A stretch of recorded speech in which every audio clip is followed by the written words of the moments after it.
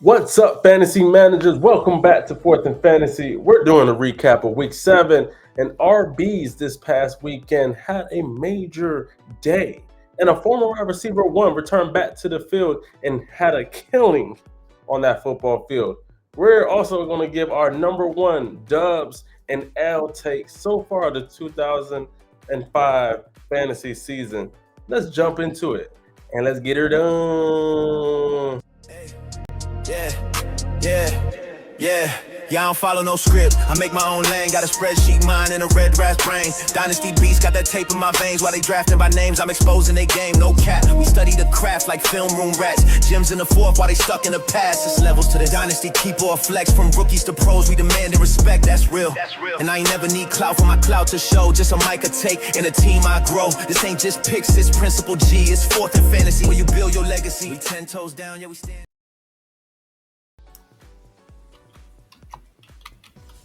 Let's go. Let's go. We back at it, baby. Hey, I don't know what happened on my end. That shit just literally kept spinning, bro. It just kept me literally off guard. I'm actually getting to restream. What are we doing? I don't know if it's me. I don't know if it's you, but y'all playing with the church's money. I don't like it, baby. But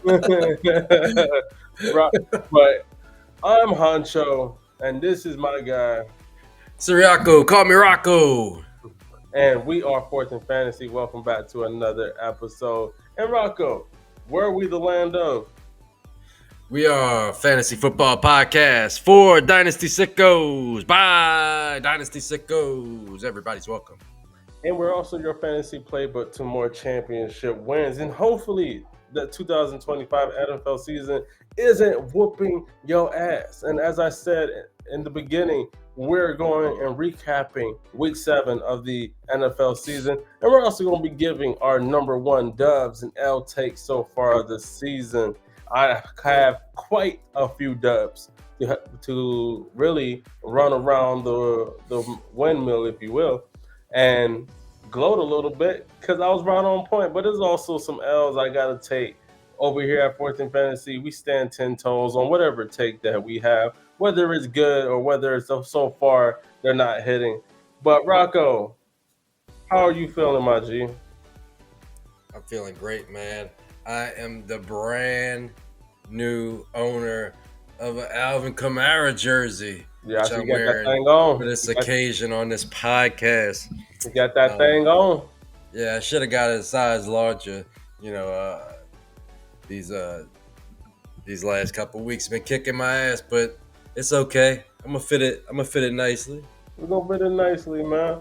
And like I said, were running backs. Actually, there was a whole bunch of players, honestly, that had themselves a great week, and also probably propelled you into those dubs. Some actually totally killed me. Justin Fields, baby.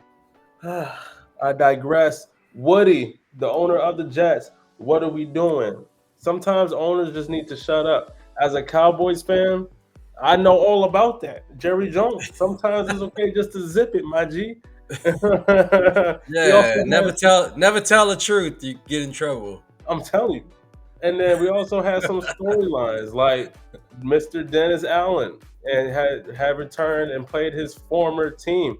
Before we get into the whole Fuck that guy. Yeah, I was about to say, before we get into the whole week 7 recap, I just wanted to ask you, how did you feel about going against your previous coach? Oh man, I wanted to kick his ass so bad, and it sucked that the Saints were so embarrassing. Spencer Rattler had his worst performance of the year with 3 interceptions, but I mean he had so many turnover worthy throws. I mean he could have easily had half a dozen interceptions in that game. He was just god awful. Yeah. He got Olave involved, a little bit in the second half, and got Olave there with a couple touchdowns. Olave's first multi-touchdown game of his career, but man, that fucking sucked. And it's funny because like you expected, the Bears to do anything. Like Caleb Williams didn't have a great game by any means. I mean, he looked pretty bad.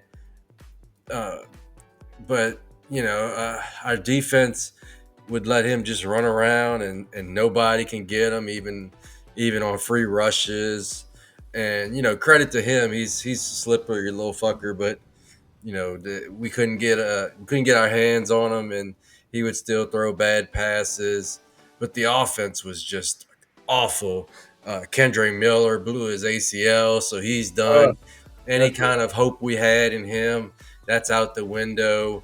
Our starting center got hurt; he's out for the season, so that sucks. It was just a bad game overall. That's just icing on the cake of a bad performance to lose two of your more important guys for the season. Losing those guys for the season just kind of, adds to a season, a shitty season, and we expected it to be shitty. I guess the worst part is they gave us a little bit of hope by looking decent and hanging in games, but these last few games kind of showed us what we can kind of expect out of this team, and losing Eric McCoy and Kendra Miller. Now we're gonna have to rely on Devin Neal, so we'll see if what he's made of.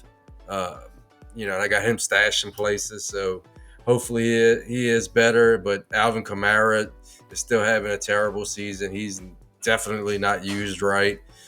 He should be used on zone runs and in the passing game, but they just can't figure out a way to use him, and that's kind of dumb to me. But yeah, it was just a terrible game. Just seeing Dennis Allen on the sideline, kind of smiling, and the least they could have did was pretend to run out of bounds and just run him over or something. Like, if you're gonna lose the game, just run into that asshole. yeah.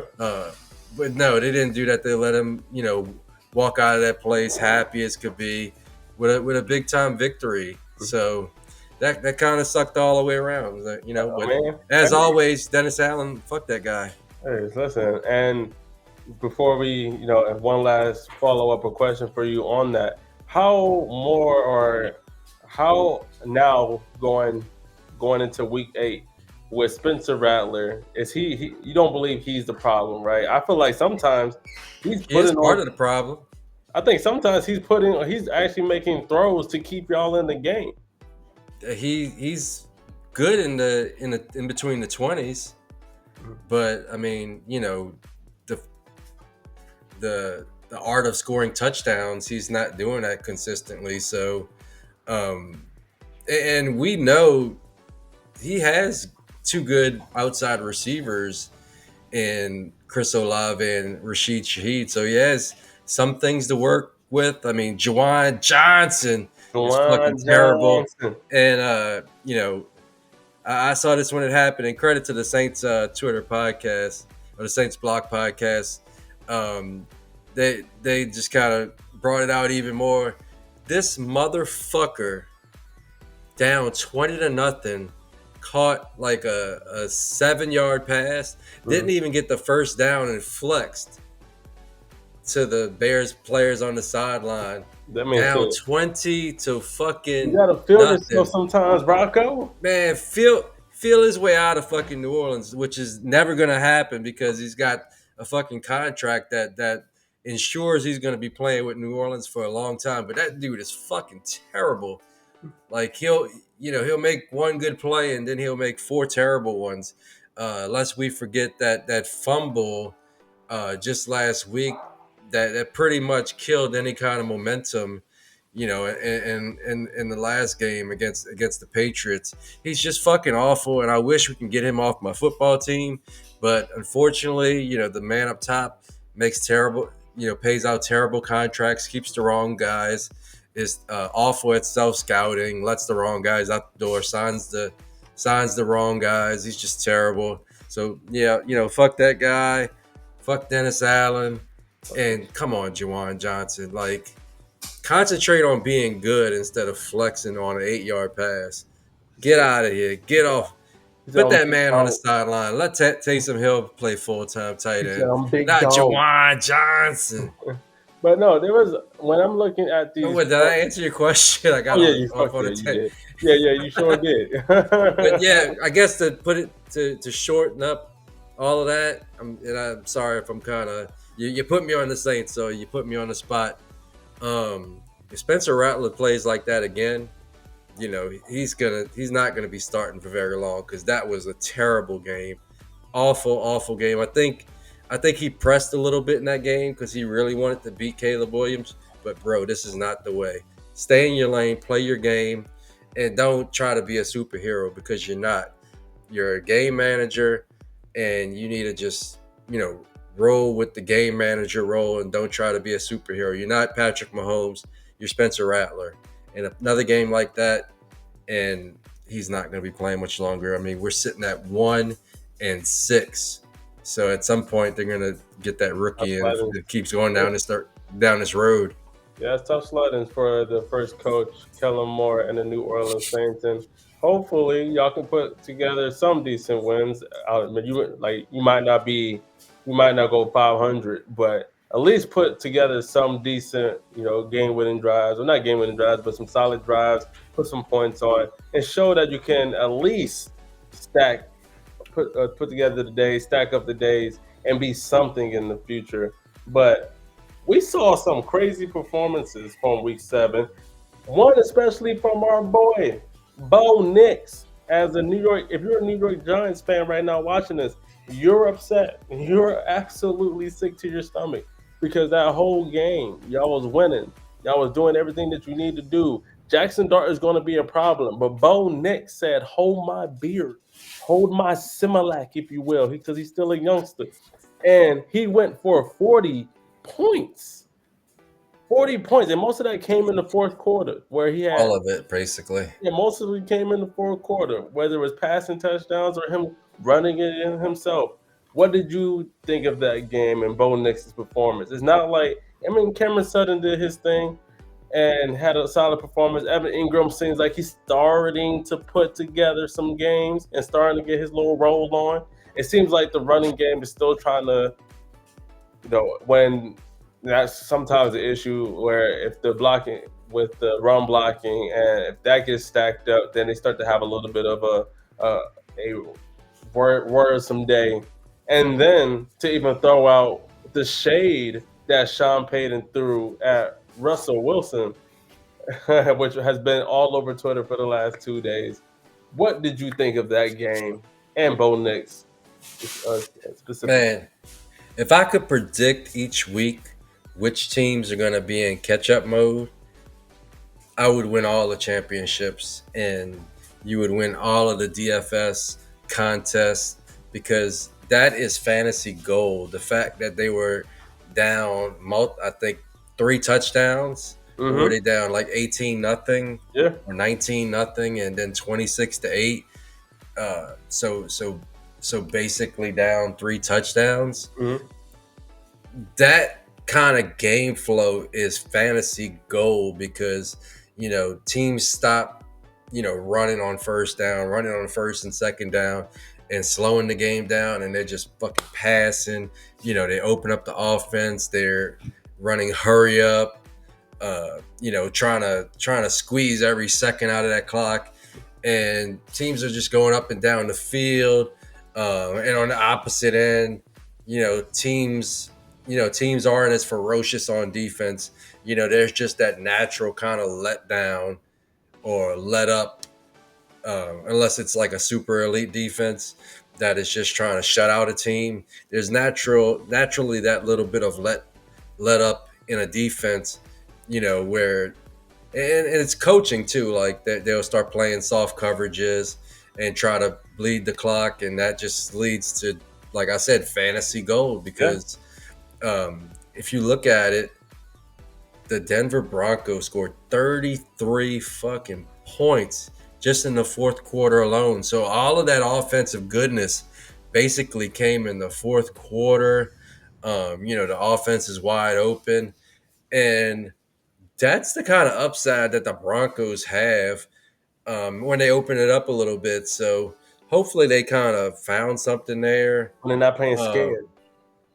Hopefully they found something there and can play more like that, and maybe even, let the passing game set up the running game instead of the other way around. But yeah, the Broncos, I've said it since the offseason, and I stand by it. The Broncos are a championship contender. Um, and credit to the Giants for putting the Broncos in that situation. We're talking about a team that didn't have a lot of wins coming into the game, and not a lot of expectations coming into the season. I mean, they started off the season with Russell Wilson, and whatever anybody says about Russell Wilson is probably true. He just comes off as like a dick, but and it seems like the people in the locker rooms don't like him, because they say shit on the way out about him. But that team in New York has a lot of aura now. Like they got an attitude. They're fun. I mean, you look at Dart. You look at Dart and Scatterpool. They're like the meme kings or the GIF kings right now, because they just give like a different attitude. Like They do. like they're like the TikTok team. Like they're They just probably do fun. They do that. They're just fun. And I was looking at it. I kind of briefly caught a podcast. And it was one of the Broncos players, defensive players, after playing them, and he gave a lot of respect to Jackson Dart and Scatterboo. Nick Benito. They're really, Nick Benito. I think he leads the league in sacks or close to it. Maybe he doesn't after last week's game, but he gave them a lot of props. So, I mean, Dart has aura, Scatterboo has aura, and Dart looks like one of the more promising rookie quarterbacks in the entire league. I mean, the way he's playing, we may have to rethink, how good the 24 class was in relation or correlation to the 25 class, even if it's just Dart right now. He can definitely rank amongst those guys because he's that good. But yeah, I enjoy watching them play, and they're like must-see TV at this point. So I say all that to make sure. I told my wife last week in our start sits on Sunday, I said, sit Scatterboo.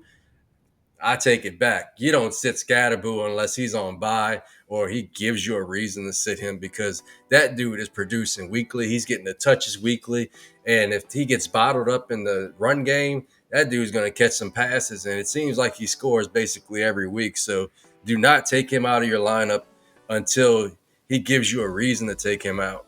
Yeah, I think that week the person who asked that question, I went Olave and Scatterboo, and they both had themselves a week. And when I'm looking at the quarterbacks from week 7, like you pointed out with Jackson Dart, he was QB3 for week 7. Really solid numbers with 29.4 fantasy points. Only 2 quarterbacks to beat him out. Like we said, Bo Nix, who ended up having literally 10 more fantasy points than the nearest quarterback, which was Justin Herbert,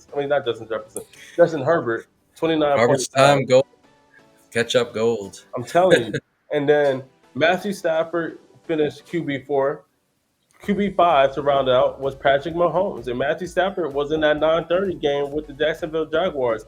Very much a snooze fest. Throw Trevor Lawrence under the bus. He's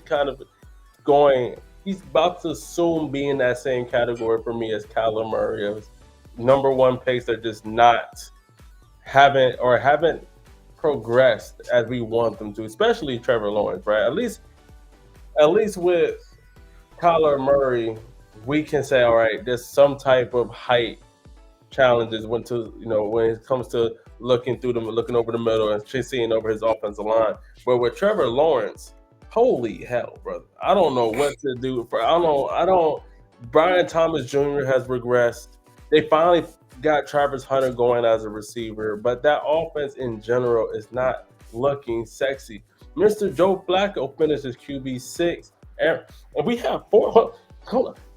Aaron Rodgers QB7. 40-year-old quarterbacks finish in the top 10. They called it the Unk game. The 2 top unks in the league finished in the top 10.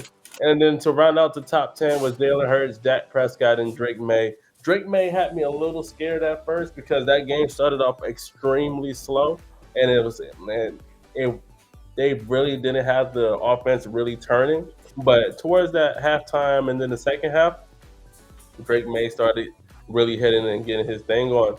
So honestly, and then a couple of quarterbacks that might hurt your dynasty league or just your redraft league in general if you have them. Jaden Daniels, he got hurt. He's out the way. Marcus Mariota, if he's on the wire, if he's still on the wire, go get him. If you need any help, we're still waiting to see what we're going to get from Justin Fields because Aaron Glenn hasn't committed to actually starting T God, and also Tyrod Taylor has a knee injury, so it's looking like he might not play to begin with. Justin Jefferson has another week to prove himself. I still believe in Justin. I keep saying Justin Jefferson. Anybody with the name Justin, goodness gracious, Justin Fields still has time to show that he's able to be an NFL starter. I'm not ready to give up on him yet. I don't think he's the problem in New York. People say he's the problem. Aaron Rodgers looked like he sucked too as a New York Jet, and looked like when It sucked that bad. no, shit. He looked really bad as a It sucked that bad. he looked extremely bad to the point where we were talking about benching him. So it was with Aaron Rodgers. I like with Justin Jefferson. Oh my God, this is it again. Justin. I don't know why I keep thinking about Justin Jefferson, but Justin Fields. I think, bro, you already signed. What? He only signed a 2-year contract. I hope, and I wish you didn't sign to the fucking Jets because it was already downhill. They're a bad franchise. They should have hired an offensive-minded coach to pair with him. Well, they already hired Aaron Glenn. I think they hired Aaron Glenn first, and then went to got Justin Fields.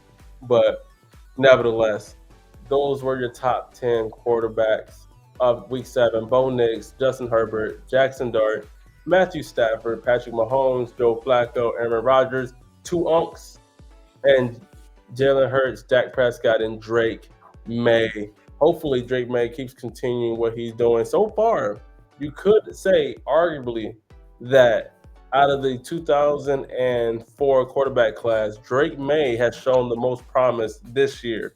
Could you argue against that, Rocco? Who's that? Drake May. I argued against Drake May. The Drake May against the rest of the 2024 QB class. Oh yeah. He's QB1 at this point. I love JD5, but a banged up season is gonna definitely drop him back, and that's a worry because he's not quite as big as some of these other quarterbacks. I still think he's plenty good, and I'll give him a little bit of grace because that team should have added more talent around him. I mean, I don't know how you basically only bring in Deebo Samuel as the only addition, and that team was on the verge of not signing Terry McLaurin, which he hasn't played with anyway. Lead to that long holdout. So the Terry McLaurin situation reminds me a lot of Brandon Ayuk last year. Yeah. It's hard to bet on those wide receivers that hold out all the way into training camp, all the way up, into the beginning of the season, and are not getting those off-season reps and, installs with the game plan and all of that. So, yeah, I mean, he has nothing. He has, with a 37-year-old Zach Ertz. I mean, He's what touchdown. Yeah. I mean, he's played good because he's the only fucking thing there. But Deebo is doing Deebo things. He'll play for a little while and then he'll get hurt. That's basically rinse and repeat. We knew this was coming. And McLaurin, I mean, he held out and he's been hurt most of the season. So yeah, I mean, that guy had nothing to work with. They haven't been able to figure out a way to get Benson not involved, who I thought had talent, but I mean, the guy can't get on the field. I mean, there is no reason why that team spent all that money on defense and couldn't find anybody to bring in outside of Deebo Samuel. Like, I love Deebo Samuel, but he's not a route runner. He's a guy that makes things happen after the catch. He's a great athlete, and he can he can make guys miss. I mean, he's a yak king. He's the real yak king, not Malachi Corley, who's barely in the league. So yeah, they needed to draft guys that can route people up, or fucking trade for or sign some of those guys. You should have gotten a bunch of guys in there that can grow and learn with your franchise quarterback. Like, I mean, it's just malpractice that they didn't bring in more than Deebo Samuel. And he's played well. Like, don't get me wrong, he's had a throwback season, but he's not the type of guy, that will help Jaden Daniels grow. He's a guy that's going to put up points, but he needs guys that can get open on man coverage, guys that can, win those type of matchups, and make life easier for Jaden Daniels. And they didn't bring in anybody like that. The only addition they had was Bill Krosky Merritt, and he's looked good in spots, but he's a late round rookie running back. So it's not like they brought in Amarion Hampton or any of the top prospects. And Bills look good, but I'm just saying, like, they haven't spent any draft capital. They haven't signed anybody, which they had a bunch of money to use to bring people in. They signed a bunch of defensive players, but they did nothing on offense. No. Yeah. And then if we're looking at these running backs who also had a very big week, also 3 guys of the running back group went over 30 points. Christian McCaffrey leading the group as their RB1 of week 7, 39.1. How long will that keep continuing? Hopefully all fucking season, because we love it for fantasy football. Jahmyr Gibbs, RB2, 36.8. This was the game I've been waiting for Jahmyr Gibbs all season. He had the potential to really go crazy. He had a really long touchdown where Antoine Winfield was trying to catch him. It almost gave a little bit of Chris Johnson-esque of how he was pulling away from him. And then third with 30 points or above, Jonathan Taylor, which here I believe there was a stat where so far he's had 4 games where he's gone and had 3 touchdowns in the game. When we're talking about the success of the Indianapolis Colts, yes, we got to give some credit to Daniel Jones because he has played better than we all thought he would.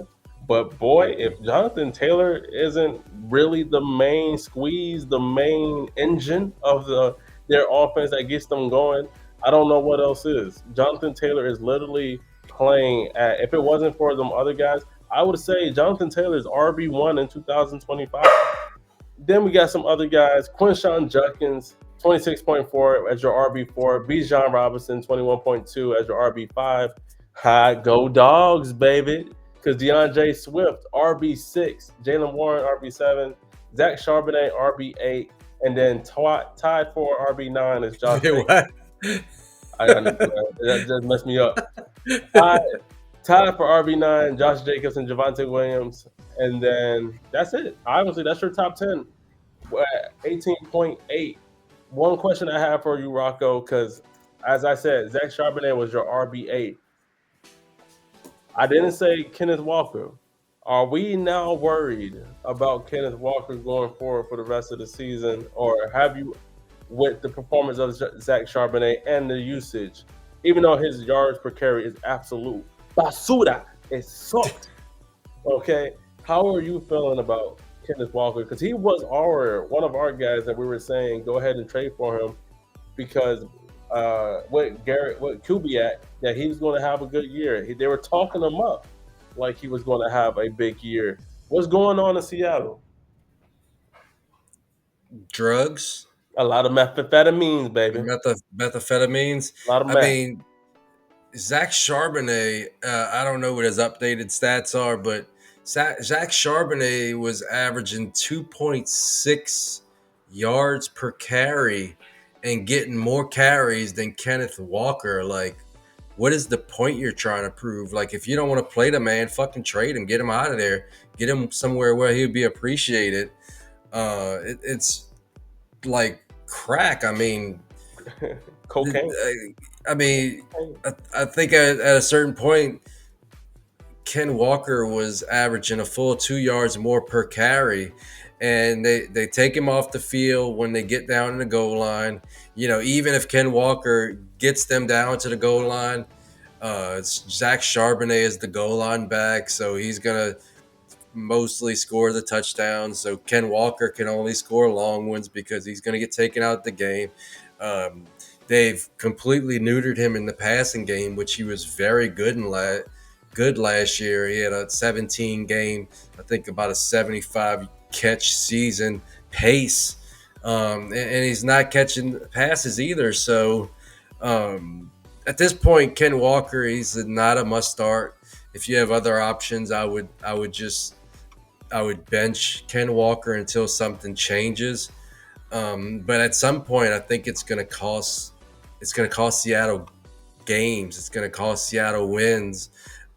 They can't just expect Zach Charbonnet and his 2.6 yards and a cloud of muss to win games, and JSN to just be otherworldly. I mean, at some point, somebody's gonna, put some clamps on JSN, and they're gonna need this running game. They're gonna need to be more balanced.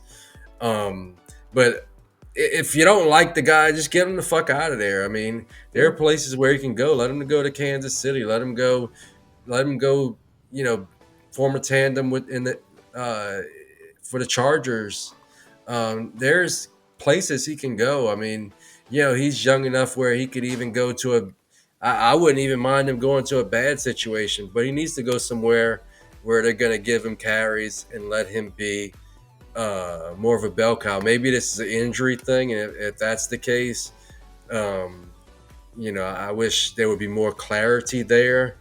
Maybe that's why they're not running him on the goal line. Maybe that's why it's such a split, but it's not because of merit, because Zach Charbonnet in no real world is playing well enough to take that much work from him. 100% agreed. I personally haven't been a big Zach Charbonnet guy just because of one. I don't think he's that good, but He's just a jag. He's just a guy. he's just a guy. And right now, because you said you wanted to see what his updated stats are, I'll let you know. He is still averaging 2.8 yards per carry. He is not even ranked at right now. He's 100. Basura. Basura. He has 100. There's 100 and right now, if the way he has it ranked, it doesn't even give him one. It's 150 plus. So there's 100 and more 50 guys averaging better yards than him. He has 205 rushing yards, tied for 39, and he has 72 carries, which is 27th in the league. But he's 5th in the NFL and rushing touchdowns with 5. Yes, cool. Let him be your short yardage back. Let him be that. But at the end of the day, there's no reason why he's outpacing or he's out touching Kenneth Walker. And if it's not an injury related thing, you're going to start pissing me off, Seattle. There's only so much or how long Sam Darnold can carry you. There's only so long that Jason Smith-Njigba can carry the offense. Teams will start doubling JSN at some point. Teams will start to figure out Sam Darnold at some point. You're going to need a solid run game to balance out. I just don't see it being a long, especially in the playoffs, where it gets cold. It gets harder to throw and later in the year. You're going to need a good running game. So Seattle, get it together, because you are pissing off a lot of fantasy managers right now, and I'm included. Okay, let's get it together, baby. Now, a player that gave one of our fellow good friends in our Discord, in the fantasy football community, a hard-on, a chubby, if you will, our boy Chev and Brashard Smith finishing as RB14. Finally getting some good play in the Chiefs offense, with Rashee Rice coming back. He had 13.1 fantasy points, and majority of that came through the air. They used him a lot out of the passing game. I believe he went 5 targets for 5 catches. So absolutely love that for him, because honestly, that plays into his strengths. And that's what they should have been doing since the beginning of the year. I'm so tired of seeing Pacheco ass get out there and run like an angry toddler and get nowhere. I'm so tired of them throwing out Hunt's old ass. Give your boy Brashard Smith, who is your speed guy, he's your playmaker. He gives you something different than Pacheco and Hunt can provide you at this very moment. And like I said, Chev was damn near elevating off the ground, seeing his boy go crazy. Shout out to Brashard Smith, the rookie, the sleeper of Week 7, finally showing out. Do you have anything to say about Brashard Smith from Week 7, Rocco? Yeah, did he fully take over? I didn't see that game, but it looks like he had 14 attempts in the run game as well. He didn't do shit with it at 2.8 yards per carry. So he did, zero things with his rushes. But in the passing game, he did have 4.67 yards per out run. So basically, every time they threw the ball to him, good things happened. So, um, you know, maybe that was garbage time. I know that was a big blowout, so maybe he was just getting snaps. Kareem I'd Hunt have got to go hurt. back to the film on that one. Yeah, Yeah, so that's the door that opened for him, and he made the most of it. So looks like I would still probably keep Pacheco as the first and second down kind of grinder, goal line back. But if Rashard Smith can get that pass game roll and it looks like he has it locked in, yeah, it could be fireworks for him. I was going to say that you could start to consider him and throwing him in that flex spot where you're really one in the deep leagues where you're really at this point all of us could be feeling it or you should be feeling it with injuries. Throw Bashard Smith in there if he keeps getting those opportunities, especially in PPR and standard. Okay, you might have the same thrill, right? But PPR, that boy could be a demon. Now, if they keep letting him get those opportunities, and I hope they keep letting him get those opportunities because it seemed like he added some explosiveness, some well-needed speed, especially with Rasheed Rice coming back to that offense. So shout out to you, Prashard Smith, and keep doing your thing. If we're Yeah, looking at that offense has the wheels up right now, so yeah. I want pieces of that offense. And then the last note that we'll talk about for the running backs, a lot of talk came into that Panthers game about Chuba Hubbard being back and what the snap share was going to look like between him and Rico Dowdle. And as most people thought, Rico Dowdle had more touches than Chuba coming out of that game. And it looks like he did a little bit more with them. Yes, Chuba had a nice catch, had a nice yardage on a catch, but for the most part, Rico Dowdle had a better game. Do you think now Rico Dowdle is the RB1 in Carolina, or they just let Chuba or still letting Chuba get his wheels back under him so he doesn't re-injure? If I was them, I would just keep I would keep Rico Dotto as like 65% of the workload. I mean, he's obviously the better runner. I mean, the offense operated a lot better with him as the primary running back. And you look at the numbers. I mean, they don't lie. I mean, Chuba had 14 carries, Rico had 17, but Rico had almost 80 yards while Chuba had 31 yards, and he doubled him up in yards per carry, 4.6 to 2.2. So, and like you said, Chuba did a little bit more in the passing game, so maybe that should be his role going forward. But for that offense to function, I would keep rolling with the hot hand. They're kind of lucky that they keep I wouldn't say lucky, but um, you know, they were fortunate that this experiment didn't cost them a game, Yeah, because to me, I don't understand why you pivot from what's working. And if they weren't playing maybe they were just trying to test it out because they were playing the Jets and they know the Jets are like the worst fucking team in the league, so they literally. could just fucking clown on their ass and just try shit out like it's fucking preseason game.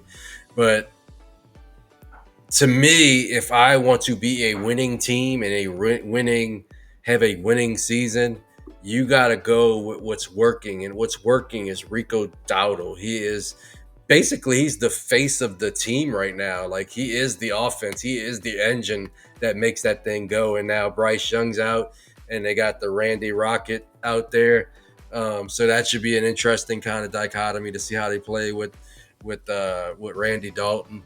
But yeah, they play the Bills this week, so they can't fucking do that Mickey Mouse shit and give them 50% each this week. I think they're gonna lean on Rico Dowdle, and they're gonna try to win with the ground and pound, control the clock, and play good defense like they've been playing. But Rico Dowdle gives that team an identity that they can lean on, and they're just not that team with Chuba Hubbard. So I say all that to say 65 to 70% Rico, 30% Chuba Hubbard. Let him do stuff in the passing game. And I think that's the winning formula for that team. I like it. And before we get to the tight ends and receivers, we're going to go on a quick break for our good pal Addy and league champ. Let's get to it.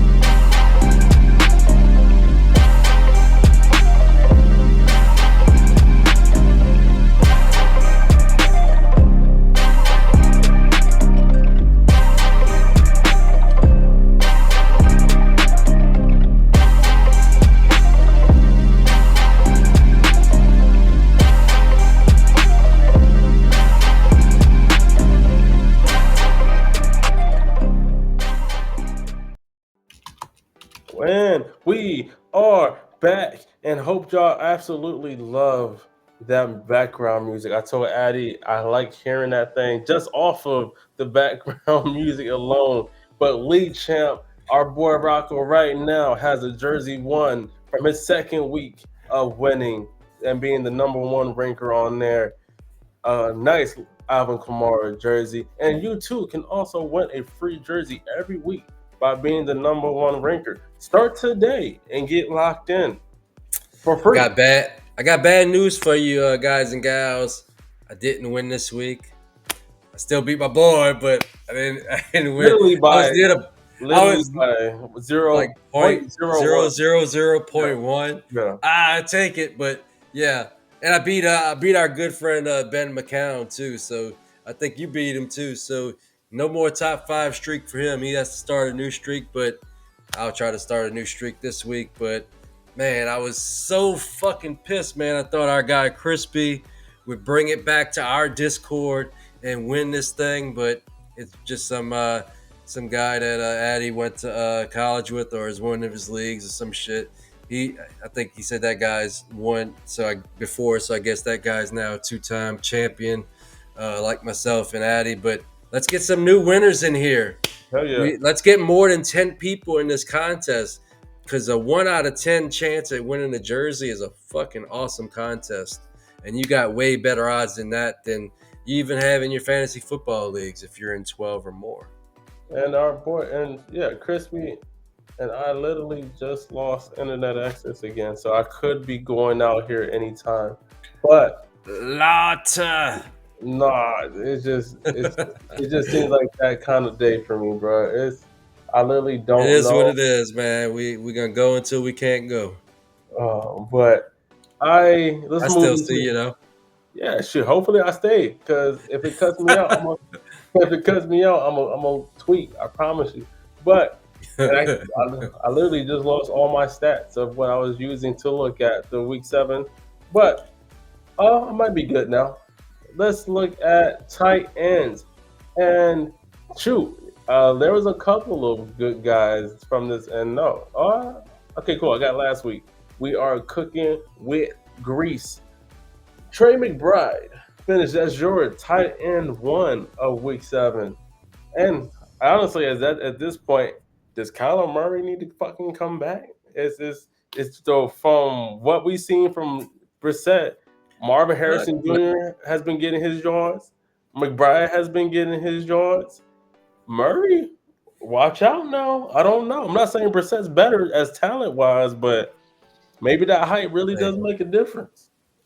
I tell you what, I read places that it's possible Liz Frank injury, and if that's the case, that's the only thing that's ever made Derrick Henry miss, you know, more than a game or so in his whole career. It shut him down for a season, and that took down Derrick Henry. So if Kyler Murray has that, they might not be saying it yet, but his season is in jeopardy, and I can see them. What we got to realize is people in Arizona are in the hot seat and they need to fucking start winning some games. Yeah. And Jacoby Brissett has demonstrated that he's their best shot at winning games. At the very least, he's putting fantasy points on our favorite weapons in that offense. Agreed. Even though Marvin Harrison still sucks. I mean, he's just not good at football, but they are putting points on Trey McBride, and Trey McBride looks like the tight end one again with Jacoby Brissett. So I can see them kind of stringing this Kyler Murray thing. They have an off week, so let me just say this: if Kyler Murray is not ready to play after this after this bye week, I can see them just quietly shutting him down at a certain point and just rolling with Brissett for the rest of the season, because Brissett is, he's putting up points, he's keeping them in games, and that's something that they really haven't had this season, a competent offense. So hopefully Brissett stays in there, because I want Trey McBride to continue producing like a top end tight end one. And honestly, if you don't consider yourself as a playoff contender or a playoff team, why bring Kyler Murray back just to potentially re-injure himself? Let's sit him down for the rest of the year and allow him to come back in 2026 better, maybe get a better offensive coordinator. Who knows? But something needs to change in Arizona, because I feel like they're right there. They have the weapons to do so. And maybe James Conner, them losing James Conner, Trey Benson still hurt. And a key important part of that was them losing Clayton Adams, our offensive coordinator for the Dallas Cowboys, who has done an amazing job for our running scheme and our running game. I honestly would throw him as an MVP of the Cowboys offense. Along with Schottenheimer, they put together a really nice offensive scheme. And you've seen that from the Dallas Cowboys and how we're rocking. So, tight end 2 of week 7. And this gave our good boy Chev his second chubby of the goddamn week. As he was tied with Trey McBride with 29.4 points. Oronde Gadsden, who had 164 receiving yards, bruh. Like, what the hell? That is absolutely crazy. He was basically killing the whole defense by himself. Can't remember if it ultimately came into a win. I believe the Chargers still ended up losing, but that's amazing for a tight end that you could have gotten in the late third, late fourth, sometimes even on waivers, just depending on how many rounds was in that rookie draft. Yeah, so I think a lot of people might be kicking themselves of where they took some other tight ends like what's his name? The Titans tight end that got picked, Helm. He was good. Gunnar Helm was going before Oronde Gadsden that I saw. And for what you could have picked Gadsden at, that was almost free money. It's almost like I would correlate it to the Bucky Irving of tight ends, of where people were able to get Bucky. A lot of people are going to be kicking themselves for not having enough of Gadsden. I'm one of them. I'm never going to lie, because I went tight end in a few other places. Tyler Warren. I didn't really pick Loveland. I didn't pick Loveland at all. I've liked Mason Taylor quite a bit, and he's shown to be pretty decent so far in his rookie year. But man, none of them boys put up 164 fucking receiving yards though. No, even Warren is having a really good, honestly, a top 5 season. Who, if I'm looking at it right now, he still finished in the top 10 for tight ends, and right now for the season total, he's in the top 5 for tight ends. Tyler Warren, that is. But Oronde Gadsden, man, how do you feeling about his performance? And if you were someone or a manager who wanted to go acquire him right now, what would you have to send? I would say a second. Or what is that not even getting it done at this point? Are you I mean, holding? I'd offer the second, but I don't know if it gets it done.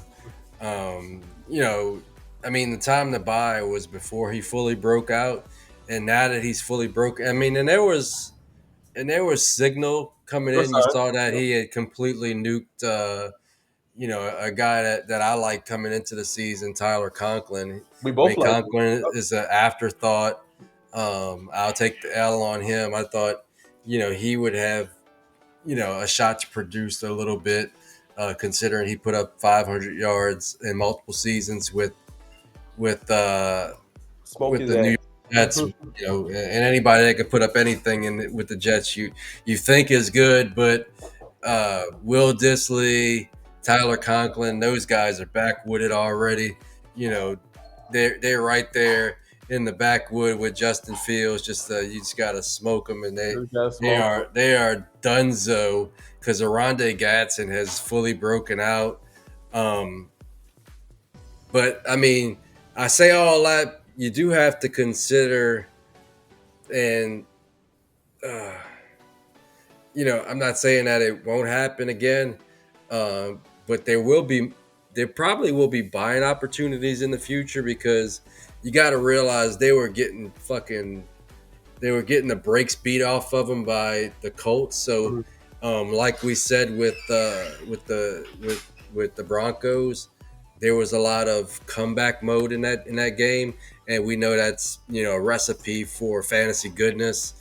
So that made everybody's numbers just a little bit inflated. But it seems like the Chargers have been getting in these type of situations lately. They just had a similar type game flow with Miami not too long ago. So I say all that to say I kind of worry a little bit about the mouths to feed there if they're not in that kind of game flow, because now you've added Oronde Gadsden to a situation where you have a QJ who broke out.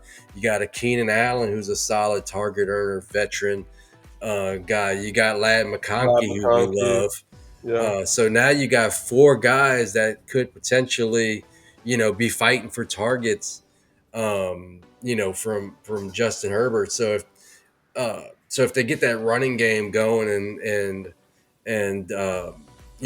Amarian Hampton comes back, that pie could shrink, and it may be a little hard to figure out who's gonna, produce from week to week. So that's a little scary with that team.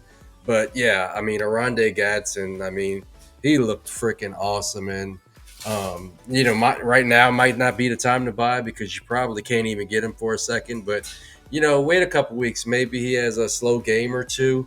Not because he's not as good as the numbers he put up this past Sunday, only because there's a lot of mouths to feed and they won't be in that same game flow weekly. Yeah, I hear that one. And then with your tight end three of the week, Pat Fryermuth. And just a FYI, there were three Penn State tight ends that made the top 10 of week 7. Whew! What a college, or especially after losing or firing James Franklin, at least they know they tight ends. Pat Fryermuth, tight end 3, would have had over 100 yards. Honestly, Yeah, there was only two tight ends that had over 100 receiving yards in week 7, and he was one of them. yeah. I mean, I don't think he's ever going to have a game like that, like ever again in his entire life. Just look at his game log from this season. You're going to see a bunch of zeros and a bunch of 5 point or less games on his track record. And the long touchdown he scored was maybe one of the most fluky plays you've ever seen, because it literally looked like he was running in slow motion, but like nobody was around him. So he's just like kind of just lumbering like Frankenstein to the Yeah, I'm gonna to have to the disagree to against the that one. to the goal line. Yeah, yeah. If you didn't see that, I saw it live. Go back and watch that tape and tell me that's repeatable, because it's not. I don't know. They just forgot that he existed along the sideline, And I could not believe that nobody could catch him because I was hoping somebody would stop him at the 1 yard line or at the 10 because he was running a slick 5.0 drop top to get to the end zone, but nobody was around him, so nobody could get there in time. But it was fucking slow. I don't think it was that slow. And we gotta remember, He's slow. He literally is 6'5", 250. Like he was like what we like. What Slow. we, it wasn't slow. He was very much for a 250 guy. I, It wasn't I, you're making it sound like he's running a my 4.8, 4.7. my knees have been fucked, and I think I could have beat him to the end zone. Yeah, now we being over exaggerating. No, it wasn't no Janu. They should have got it to Janu because I love me some Janu. But he scored a touchdown too. But yeah, that was just a weird game flow. And I say all that to say, if somebody comes asking for Fryermuth, sell him right now. Don't wait. I'm gonna have to fight you on that whole statement. And it was in the middle. It wasn't on the sideline. It was between two defenders where the ball had to go. But yeah, I don't think. I mean, there's not many games that he has over 100 yards. So he'll never have a game like that in his lifetime. But I'm still somebody, and he also had 2 touchdowns in the game. So I'm still somebody who been a Fryermuth fan, but with anybody in the Steelers offense and dealing with the number one terrorist of fantasy football, Mr. Arthur Smith, it's hard to put your eggs in one basket with them and know who's going to be the main guy that week or the person that you can really put your foot on, except if you're a running back. I have confidence that Jaylen Warren, when healthy, will get touches. Everybody else, I just don't know. DK will sometimes have a good week, sometimes have just somewhere in the middle of a wide receiver 2 type. But I think that's more on Arthur Smith. And it's even more hilarious. There's been talks about Arthur Smith potentially being a candidate for the Titans head coaching position. I will literally fucking hurt myself. I would hurt myself. I don't want to see it. I don't want to see it for our boy Cam Ward. Please get him a offensive-minded coach. We don't need him messing up. And sure, people gonna be like, "Oh, Arthur Smith is an offensive-minded coach." He's a terrorist. That's the only label behind him. That's the only thing. That's the only thing I'm gonna say about that, man. But Jack Bird, tight end 4, and he continues even with CD back, even with George Pickens having a game, even with CD Lamb having a game, even with Javonte Williams having a good game. Jake Ferguson had honestly 7 catches. Can't talk about the yards though, because he only had 29. Goddamn. It's like he caught the ball and fell down. No type of yak whatsoever. That's what you said he does, huh? No type of yak, but he had 2 tutties. So with Jake Ferguson, you're literally hoping for catches and touchdowns. Anything receiving yards, that is not his game right now, which is okay. Not everybody's going to be a yak guy, going to be a field stretcher. As long as he gets his catches, he will get you points in PPR. And he still is tight end 1 of 2025, going crazy. If Dalton Schultz has returned to the top 10, I don't like Dalton Schultz. So this is the time. Ferguson. Yeah, I like Jake. If you're a winner, Jake Ferguson. Get that paycheck. Get that manyan. Get that. Also, if you're now is the time. He's just scored 2 touchdowns but he didn't have any yards. Get that money on Ferguson. If you're a contender, I say keep Ferguson. Like I think with that one, he's going to continue getting catches. He's still going to get the target percentage, and he's very much a safety blanket for Dak Prescott. If you're selling, if you're rebuilding, and someone's looking for a contender, go ahead and give that boy up. But if you're a contender, I'm keeping him 100%. Get that money. Someone, especially with anyone who has like the stack, I believe I saw several people who say I have McBride and Jake Ferguson, and they've been riding that out all season. That's the holy trinity so far in 2025. Even then, we have a sneaky sleeper, Daniel Bellinger, snuck his ass into the top 10, going for 3 catches, 88 yards, and 1 touchdown. I mean, I saw him just today go on multiple people's waiver wires and get picked up. Yeah, I I seen you picked pick him up up. Daniel Bellinger in a couple He places. was literally like the only guy that's in that trending on like a lot of leagues. Like he's still there, and he's a guy that I like. Kind of as a prospect. I don't have it in front of me, but I think he's a pretty good athlete. And it just tight ends have a longer career path and a longer time to break out. Mhm. And if he's going to break out, this would be a perfect team for him to do so. I mean, you're talking about a team that's bereft of talented targets, highly drafted targets. So yeah, why not? It looks like he's got a good connection. I think he had 20 in tight end premium in 2 out of the last 3 weeks, sandwiched by a 0. So there's that. But I mean, he's shown the ability to score fantasy points, and there's not a lot of weapons in New York. So why not Bellinger? Why not pick him up and put him at the bottom of your roster? And if he does become something, I mean, you got him for free.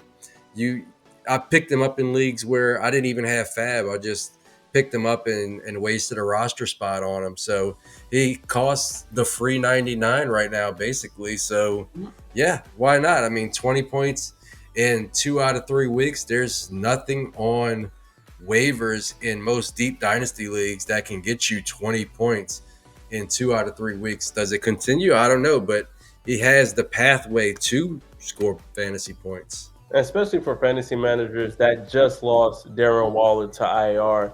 So he's going for the next 4 weeks. Hell, he might just be going for the rest of the fucking season and go drop another album at this point.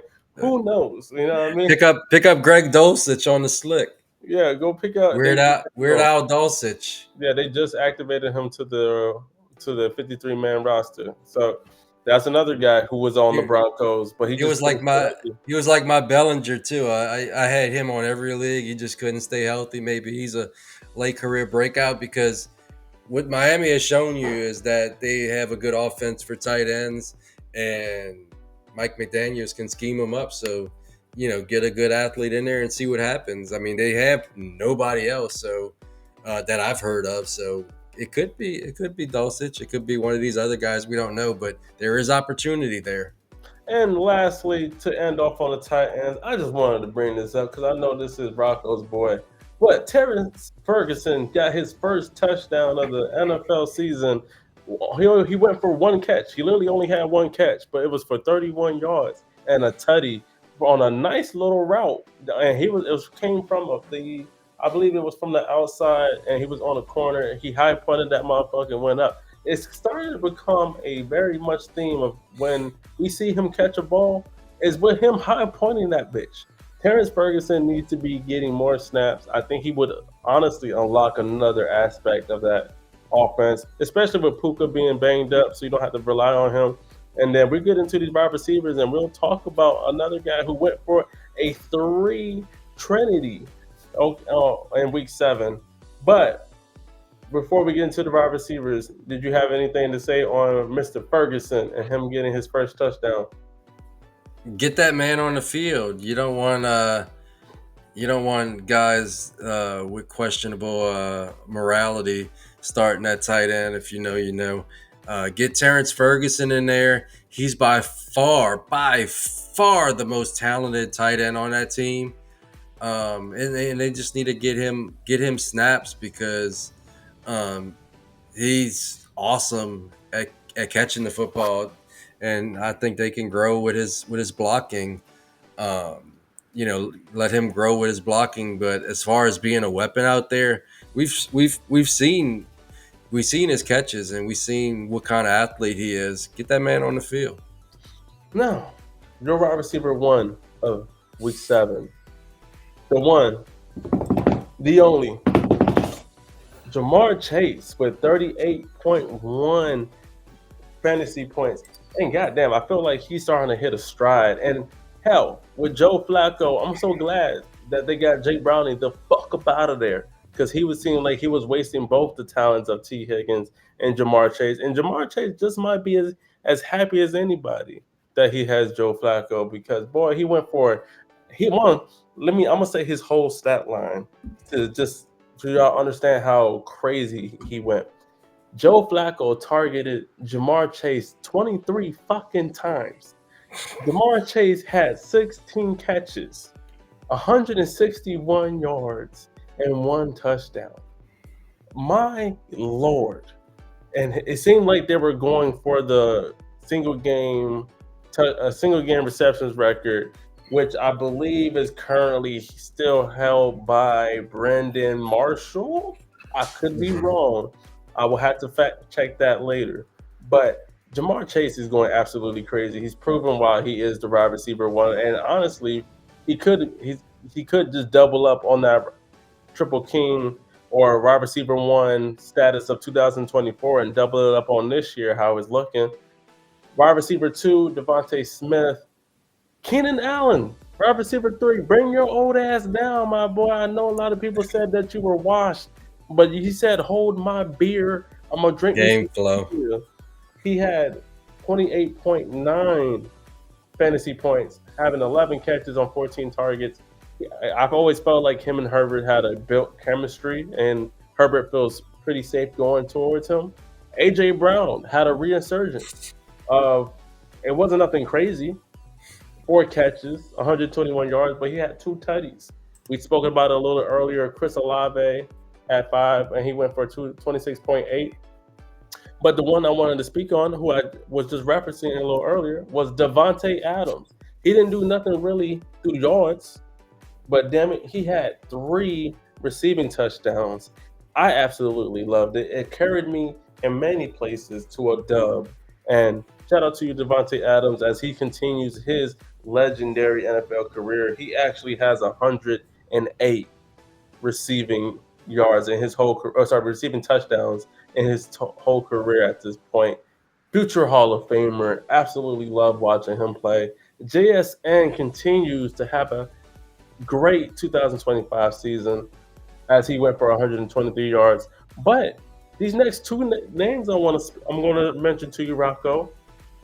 One of them, finally, we got to see him have a good game, and what we all were waiting for. Travis Hunter had 14 targets for 18 receptions and 101 receiving yards and 1 touchdown to go along with 1 carry. Listen, Liam Cohen, get this man the ball. Get it in his hands. He's a playmaker. The way he moves, he just moves different. Obviously, Brian Thomas Jr. is going through something mentally. Just shoulder, just something's wrong with him, and we see it on the field.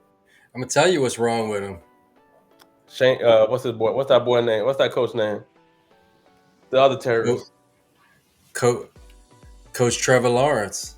Oh, that's also true. Fucking Trevor Lawrence is what's wrong with all of these weapons. Shane Waldron is also, I gotta throw him in there. Yeah. I don't know how you could attach your career to Shane Waldron. It's just that recycled white coach that happens. That these guys, they fail and they keep getting opportunities. Like nobody gets so many opportunities by failing outside of maybe like the weather people. And then the other name that I know you've been a little critical of him, Xavier Legette, who had 11 targets, 9 catches, 92 yards, and 1 touchdown, 24.2 points. And honestly, I might be this one. I'm on. I'm with you. Get that third and get the fuck. All right, I think I'm right with you on this one, where we could see him. A lot of it came from Andy Dalton, so let's also throw that out there. But Xavier Legette, this might be your time, an open sell window to actually get something. If not, if you wait, if you're like, hey, I'm gonna hold on, I'm gonna see if don't. Then you're gonna lose the opportunity. I got 1 share of Xavier Legette, and that's only because Max drafted him in his team we share. Trust. He getting that any third treatment. I don't know if I can get Max on board. Max gonna want to maximize his value, and we're gonna be stuck with holding the bag. But Max, let's any year third. Let's do it. Or shoot for let's find somebody who's gonna do that thing for a And second. ain't nobody doing a second. There's not that much methamphetamines in the fucking streets for that to happen. And then there's some couple of sleeper names that I would like to bring up. Chamir Dyke, who went 4 targets, 4 catches, 70 yards, and 1. Is there DK? DK. Listen, I look like Dyke to me. My man out here throwing. Listen, if you trying to get canceled with that kind of language. I'm sorry. Listen, that's what it. Someone listen. How do you spell? We love bike? the ladies that love ladies. How do you spell bike? BIKE. Okay then. Don't tell me that's no motherfucking DK. Where does that spell? Anyway, DK like DK Metcalf. That shit just pissed me off, man. The English language, man. I swear to God. But he was a sleeper. I almost did the same thing on my podcast with our guy. Oh fuck! Don't tell me. The fucking Sunday, Dougie Fresh. My bad, Dougie. Yeah, I'll never forget your name again. But yeah, I was struggling through the name too, and he had to tell me. So now I know, but I kind of fucked up too. So I'm sorry. Yeah. My bad. I didn't mean to disrespect anybody. We love out y'all there. Community. Yeah, we love everybody over here, and I don't mean to put no disrespect on your name, Chimey. But I have a point though. How do you spell bike? BIKE. I'm just saying. But some other names that are out there, Tez Johnson, and especially with Mike Evans. Hate to hear it. Honestly, it comes to the end of a legendary streak of having multiple, or I believe 11, or is it 10 plus 1,000-yard seasons. That is going to come to an end this year with him breaking his collarbone, and also looked like he got a concussion on that play. He definitely did. I hate to see it. I never want to see a player go out that way. And honestly, this could be his last year, but I don't think he wants to go out that way. I think he'll try to come back for the 2026 season, and that might be his last. But man, Tez Johnson had 9 targets, 4 catches, and 1 touchdown to get you 15.8 fantasy points. That's another week of him stacking the weeks and being another contributor to that overall offense, where Amike is a little banged up as well, and who gives a fuck about Cade Otton? So I feel like Tez Johnson is actually starting to, he's starting to stack the days. I like Tez Johnson even before everything, and he was just low in that depth chart. But what do you have about Tez? Tez has the path to be the number 2 on that team. And let's not get it twisted. Like if you watch that game, Tez Johnson and basically all of the Bucks could have had a much bigger game. Baker was just kind of off. He was throwing high all night. He was throwing to Tez Johnson like he was 6'5". What the fuck? Like he was fucking Shaq out there. Like no, I mean Tez Johnson can create separation. And he's a lot faster on the field than he tested at the combine. I think he tested it like a 4.5, but he's a 4.3 all day on the field. That dude is lightning fast, and he can get open. So I think with all of the injuries, even McMillan, I think I was listening to Ray G, and he said that even McMillan's still in a neck brace, so he's not anywhere close to coming back. And, respect to him. I hope he's well soon. But if you got a neck brace, my man, don't come back this year. That's a bad, figure this shit out in the off season. That's some type of stuff that could end your career. You don't want to play with that kind of stuff. But not end his life, but alter your life. You feel me? No, you don't. You don't want to play with a neck injury. So I say all that to say that Tez Johnson has a clear runway to be the number 2 on a pass-heavy team. And spoiler alert, that dude is gonna fucking destroy the Saints on Sunday. If you got Tez Johnson, start him in the Superdome because it's gonna be fucking fireworks. But yeah, Tez Johnson. Even Emeka Egbuka, it was cool to see him play because it looked like it could be a month-long injury. Those hamstrings, we see it all the time. Guys miss 4 games. We saw AJ Brown last year. We saw Mike George Evans. Kittle. We've seen many guys miss at least 4 games with the hamstring. So that just shows me that it wasn't a severe hamstring, that he could play and play well. He's another guy that could have had a big game if Baker wasn't so off on Monday night. But yeah, it's a definite get right game against the Saints. I just hope the Saints can score points against Tampa Bay this Sunday game I'll be at. And then the last game, or the last player that I will mention of the wide receivers, because he actually had a really nice day, and we've been waiting for him to have a solid performance. Not because he's not talented, just due to the overall offense just underperforming, and due to the injury to Christian Kirk. Jalen Noel, 7 targets, 4 catches, 77 receiving yards. He didn't have a touchdown, but man, he averaged 19.3 yards per catch. That is what we like to see over here. And we were very big fans of Jalen in the draft process of things, him and Jaden Higgins. Hopefully, and it hurts my soul to even to say this because I've always been a fan of Christian Kirk. When he's healthy, during his time with the Cardinals, he was fun to watch. His time with the Jaguars, he was fun to watch. Win on the field, but that was a big win, right? There's been a lot of times where he's been missing time, and like you just pointed out, a hamstring injury is what took him out again, which he was dealing with, which had him missing games to start this year. Just let Jalen take over now. It's just let the young lads be the ones that carry your offense, that be the ones that you give snaps to. Yes, I do love me some Christian Kirk, but at this point, it's time. It's time to just throw them into the fire and see what if they live, if they rise to the occasion. If they don't, all right, you know what you have. But it's time for Jaden Higgins and Jalen to be those to have a bigger role in that offense. Yeah, I agree.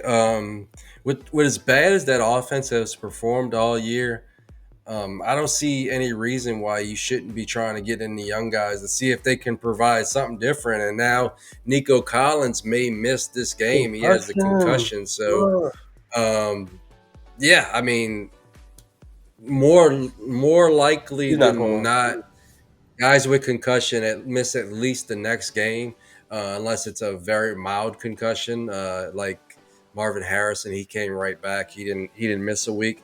But they have a guy that looks a lot like Nico Collins and Jaden Higgins. So give Jaden Higgins the start. Give Noel the PT, and let's see what the young guys got. And if they have anything, then when Nico comes back, you supplement, those rookies that could show something this week and insert Nico in there. Now all of a sudden you have what looks like a good passing attack, because I anticipated that team being a better passing team, but they are not. They have been terrible, and a lot of it has to do, they're not playing their rookies. They're playing Xavier Hutchinson, Scotty Miller. Like, those guys fucking suck. Get them the fuck out off of that team. That's part of the reason why you can't move the ball, because if you got Nico and those scrubs out there, guess where all the coverage is going? It's going to Nico, and you can't block, so you need people that can get open.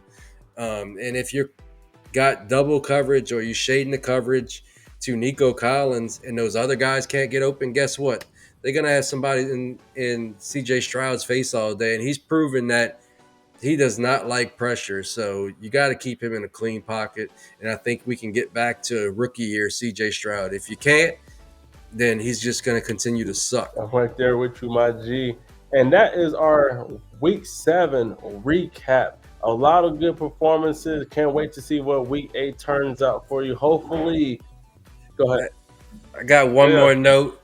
A guy that I've been keeping tabs on, who has been awesome since he came back from suspension, is Jordan Addison. Jordan Addison he's gotten damn near 100 yards. Let me just click on his name real quick. But he's had 100 yards in 2 out of 3 games.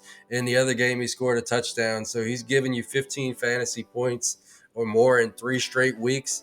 And he is a big part of that offense. And him and Justin Jefferson boy, if they could ever get that passing game right, they have two aces there. Mhm. Like they can compete with any two wide receivers in the league because Jordan Addison has taken another leap and he's been fucking fantastic. So hopefully you got some cheap Jordan Addison while he was on suspension because his price is going to just continue to Very go good up. mention there, Rocco. And yes, you're 100% correct. I actually am a redraft league that I have with my job. Jordan Addison has very much been on my bench for the last 3 or 4 weeks. I say the last three, and he's been putting damn near 13 plus fantasy points each time. I need to start throwing him in that lineup because You got to get yeah, him he out definitely there. has been performing. So that's a wonderful mention. Shout out to you, Rocco. And that is our receivers takes or wide receiver week 7 recaps. Hopefully your season's looking a little better than what it started. I know we've all been dealing with injuries. My fantasy teams are looking pretty solid now. I'm looking at a lot more winning records than losing records. So shout out to that. And before we get out of here, remember, like, share, and subscribe. In the description, you'll find a link to our Discord. Join. We have such an amazing community of wonderful people around, content creators, non-content creators. Just we talk trades, we talk dynasty, we talk redraft, we talk about starting sets. We just like to talk about football. Join in there. We're almost about 100, going about 70 something strong. We're going towards 100. Shout out to everybody who's joined so far. Find us on TikTok, find us on Twitter, find us on all social medias, and then also tap in the lead chat, man, where you can win yourself a free NFL jersey that our boy Rocco has on right now. And you have to pay literally nothing. You just got to be the number one ranker of the week, and they will mail you your NFL jersey of choice. Rocco, do you have anything for the viewers before we get out of here, my G? No, man, I appreciate all the support. Jump in the Discord and we can keep this conversation going.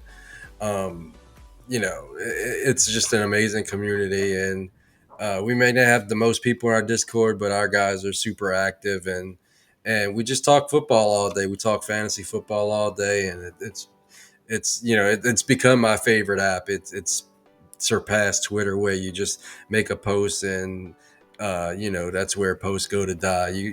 You post something in the Discord and you could have a lively conversation with multiple people at any time of day. So join us there.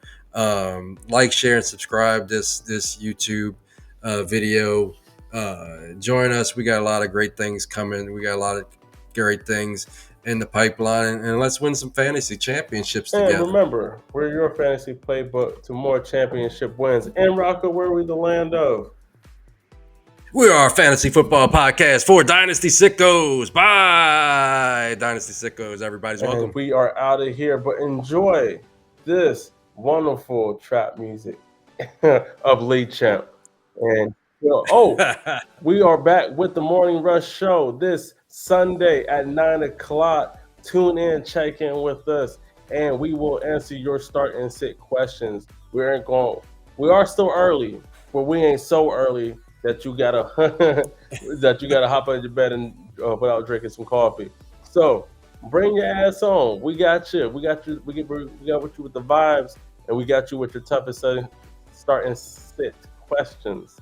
Till next time, this is Fourth and Fantasy, and y'all have an absolute wonderful day.